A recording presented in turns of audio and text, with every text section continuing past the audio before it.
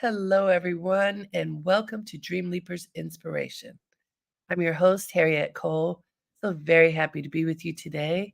How was your week? How was your week? How did you take care of yourself? How much did you pay attention to how you navigate your life and the choices that you make? We are often so very busy that it's just putting one foot in front of the other and not thinking, just kind of acting, doing. And we know that when we do pay attention, when we step back and take a breath and pause and look out at the landscape of our lives and think, how do I want to move forward? How do I want to step into this moment? When we do that, then we make conscious steps. When we do that, being intentional, something my good friend Lejeune and I have talked about for years, being conscious and intentional. When you do that, when you're conscious of where you are, what's surrounding you, and kind of who you are in that moment, it makes a difference. And then with awareness, then you add intention and you can put your foot in a particular place. Establish your gaze in a particular area. Instead of looking over here, you're looking over there because it's a choice. Choice is so powerful. And I think a lot of times we don't realize the power that we have, the ability that we have as human beings to choose how we're going to live our life, the opportunities that we are going to approach, the things that we are going to choose to look at that are in plain view, the things that we are going to look beyond because they may not be helpful or supportive in that moment to pay attention to them. Choice. I wrote a book called Choosing Truth some years ago that is about the inner journey, about the potential that each of us has to look inside and say, what's stirring within me? What is my being telling me I am supposed to do? How I'm supposed to direct my steps outward? In West African tradition, some of you may be aware of the Sankofa symbol. It is of a bird with feet planted forward and head turned back, head turned all the way around. It's an illustration. And what the Sankofa symbol represents is the idea is that you stand feet grounded, looking forward, facing forward. But you turn around and look back.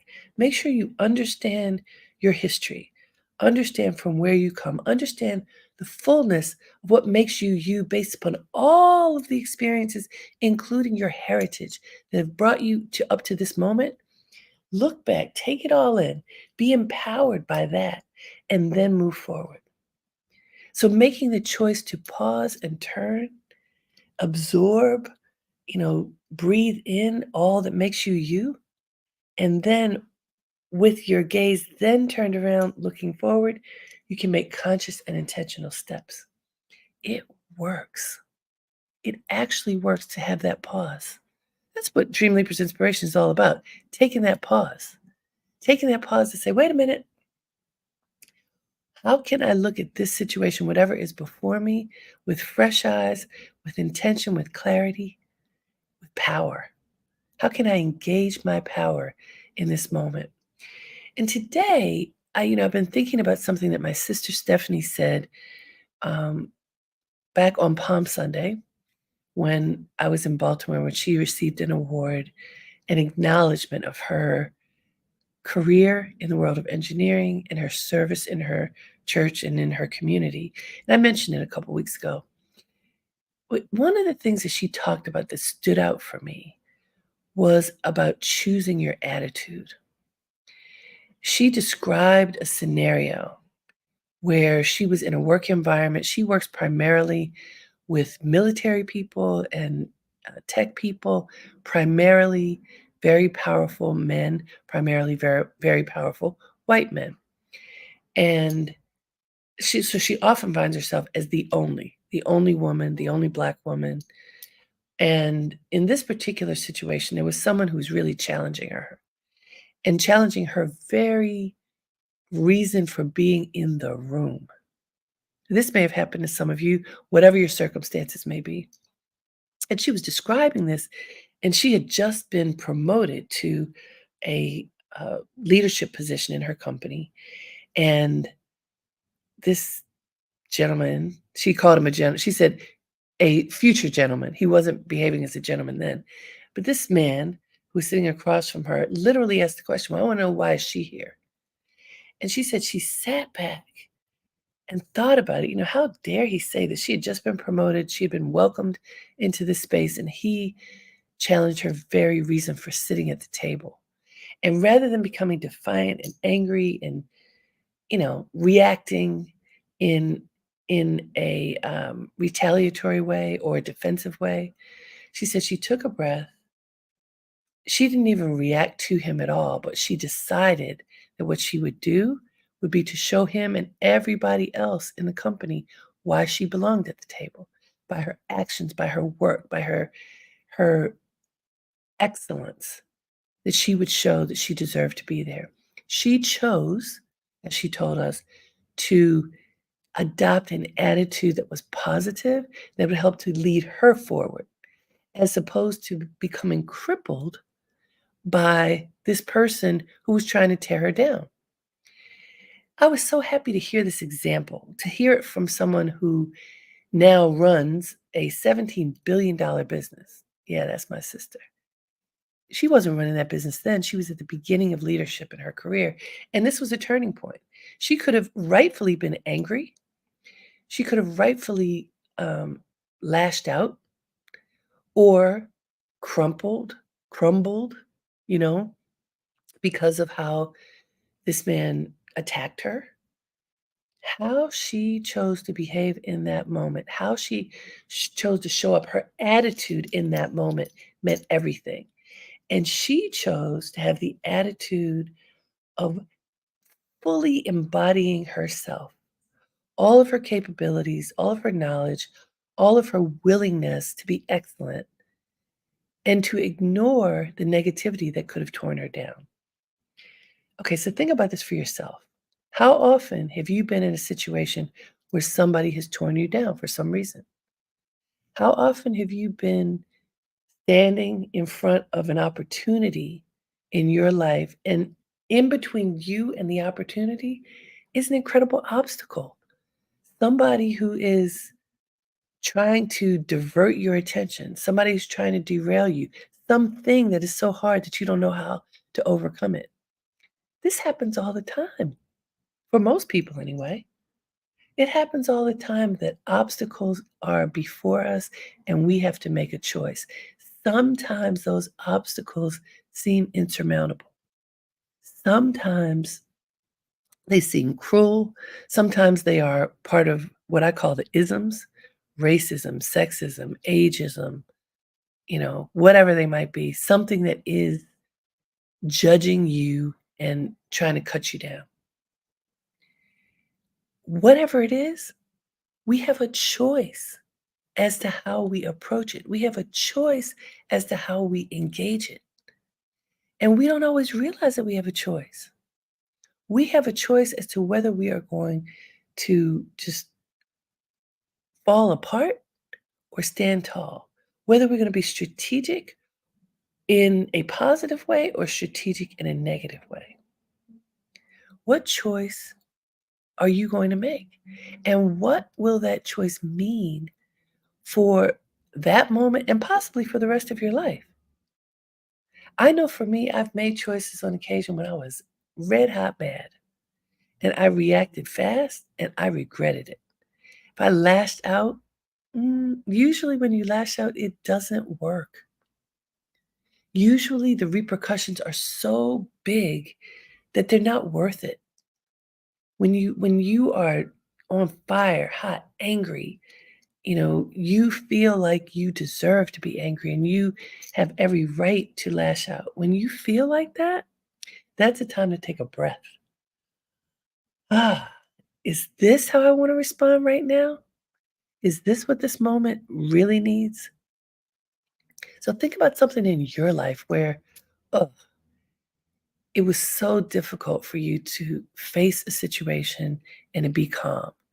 And when I say calm, I am not saying give in to the moment. I'm saying take a breath and see, what is this moment asking for? What is needed in this moment to navigate it so that on the other side, you can be whole, and if at all possible, the others in your midst can be whole. People talk about watching your wake. This is something that is a nautical term. When boats are going through the water and behind them is the wake, how they move the water, how they displace the water when they're moving. And the notion is when you're on the water, you watch your wake, because if there are other boats behind you, or a small boat behind a big boat, you don't want to knock another boat over because you are being reckless or too fast or unintentional in your movement. Same is true for us as we navigate our lives. Pay attention to what happens after you leave a moment. Pay attention to how your presence in a particular situation and moment impacts those who are coming behind you. Watch your wake. So it's not just the choices that you make that are right in front of you. Okay, I made a choice and I'm moving on. After you move on, what's behind you? After you move on, have you left the situation whole, or have you left folks, um, organizations, situations crippled? An example, early in my career, when I remember getting angry, when I was a manager, I remember getting angry with someone who worked for me who was not doing a good job and who had a bad attitude on top of it. And I got mad one day, and I thought that it was okay for me to kind of dress this person down to I don't know whether I yelled, but my tone was certainly that kind of attitude. And I I don't remember if I fired the person at that time, but the person ultimately did get fired. And I remember feeling really bad about it later because it could have been a teachable moment. Not necessarily that the person should have kept his job, but I could have handled it better. I could have explained better. This is why this isn't working. And if you can't do what needs to be done, it's not going to work out. While I made that point, I made it in anger. There was nothing illegal about the exchange, but in terms of humanity, I could have been better. I could have chosen to be uplifting, and I didn't. And I still remember that because there was a person, a human being, who I could have treated differently. How we choose to engage others matters. The attitude with which we engage others matters. It really does. And if we aren't thinking about it, paying attention to it, and thinking about the other person, appealing to the humanity in others matters. So I told you this idea of choosing your attitude is something that my sister Stephanie talked about. And I've been thinking about it ever since because I like it. I like the idea of the power that you engage when you make the choice about your attitude in the moment. Ooh, attitude check. Am I having the attitude that is best serving me and others in this moment? And if not, take a breath and change it. Oh, I can soften my gaze. I can be kinder to me and the other person. I can call for a timeout in this moment. Let's just hit reset. Things aren't working so well right now. Let's hit reset and see if we can approach this differently. Rather than spiraling out into, you get caught up in being invested in whatever it is that you've put out into the world. Is that the way to do it? So as I was searching, while my sister's quote is perfect and enough, choose your attitude, I dug a little deeper and found a quote from Oprah Winfrey, that kind of takes this to another level. She says the greatest discovery of all time is that a person can change his future by merely changing his attitude. It's basically what Stephanie said in a different way. The greatest discovery of all time is that a person can change his future by merely changing his attitude. This is true, people. It's true. And it doesn't cost anything. It doesn't cost anything like money. You don't have to have money to do it. You don't have to have prestige to do it. You just have to have yourself and your mind and your will. The greatest discovery of all time is that a person can change his future by merely changing his attitude. We've heard about the power of positive thinking.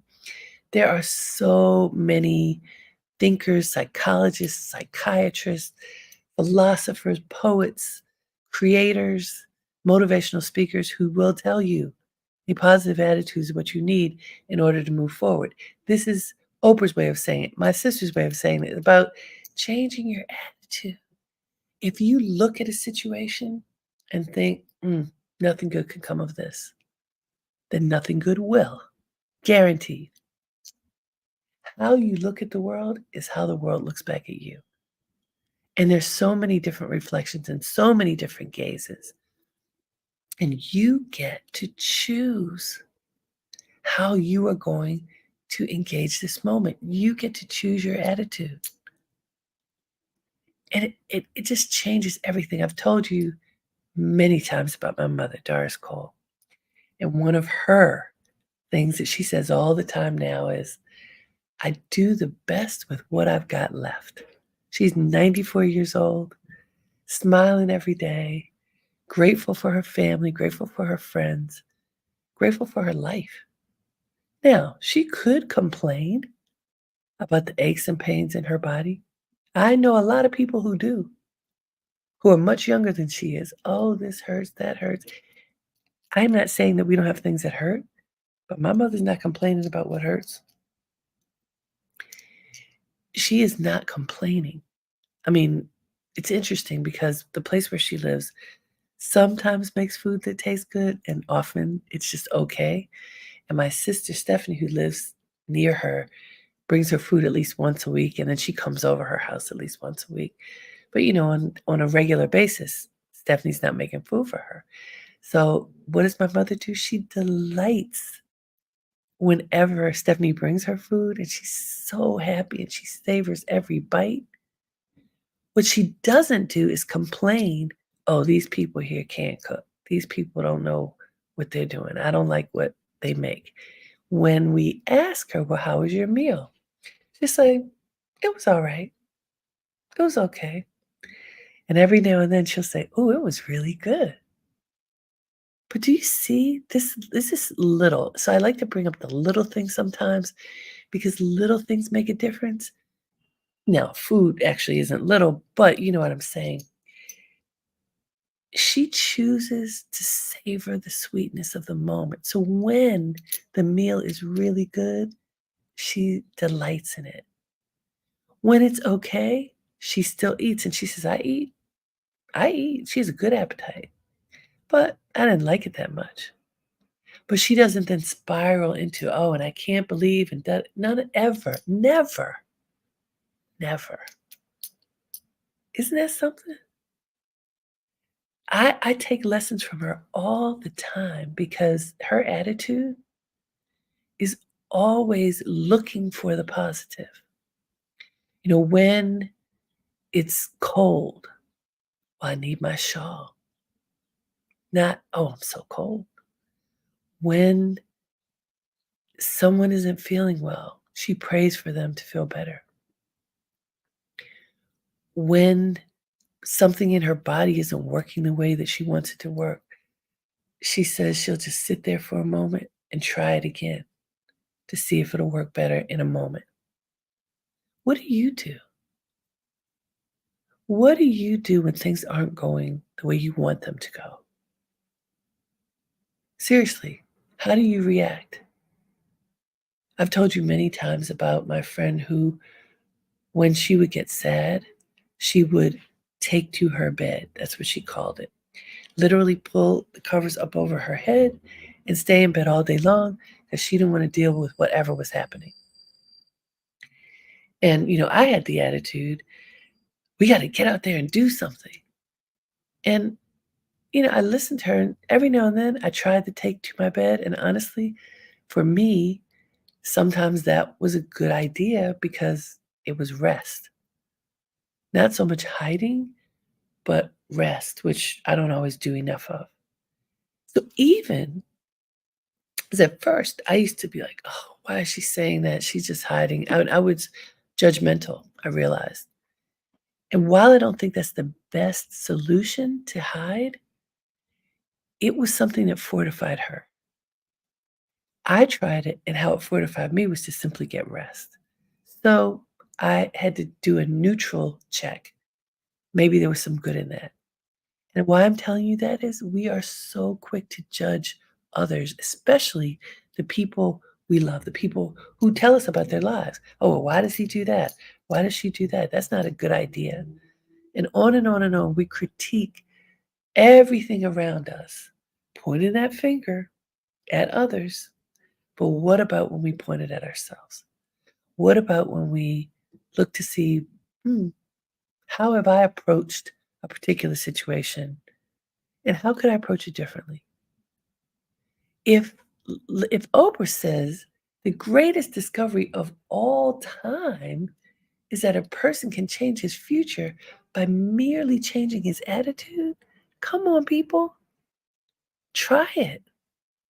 If you're looking at something, you're puzzling over something, and it's just not making sense, you don't understand why something is happening the way that it is, change your attitude. Look at it differently. Ask yourself questions. How can I see this differently?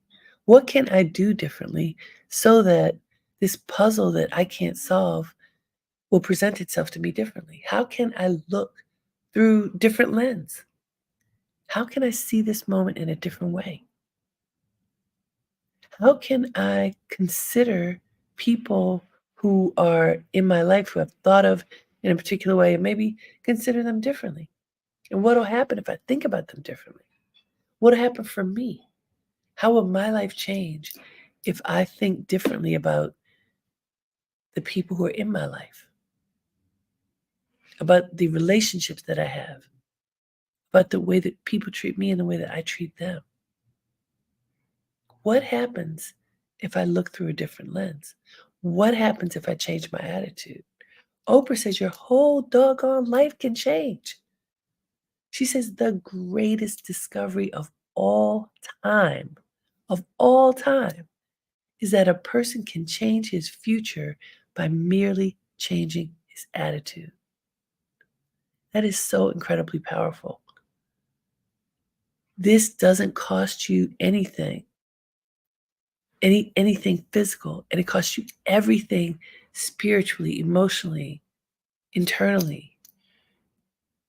It costs you everything because it costs you the requirement of being willing to change. Change is the operative verb here. The hardest thing for people to do is to change. It is. Think about it. The hardest thing for people to do is to change. We have our ways of doing things. We are creatures of habit. People do certain things all the time. Look at yourself, look at others in your life. People do the same things all the time, usually. How do you change your patterns? If you want a different outcome, you have to change the way that you're doing things. Period. It's not going to be like genie and you wiggle your nose and miraculously it changes. It doesn't work like that. You have to change. So while Oprah says that the greatest discovery of all time is that you can change your future by changing your attitude, guess what, people? It's hard to do. Change is hard. First, you have to figure out what would a good change be? If I'm going to change, if this isn't working, if I'm going to change, what change am I going to make? What would change? Well, think it through. If I do this, then maybe this would happen. If I do that, maybe that would happen. When you weigh the options, which seems like the smarter choice? Choice is powerful. Now, the other thing you need to understand is you can make a choice and change still.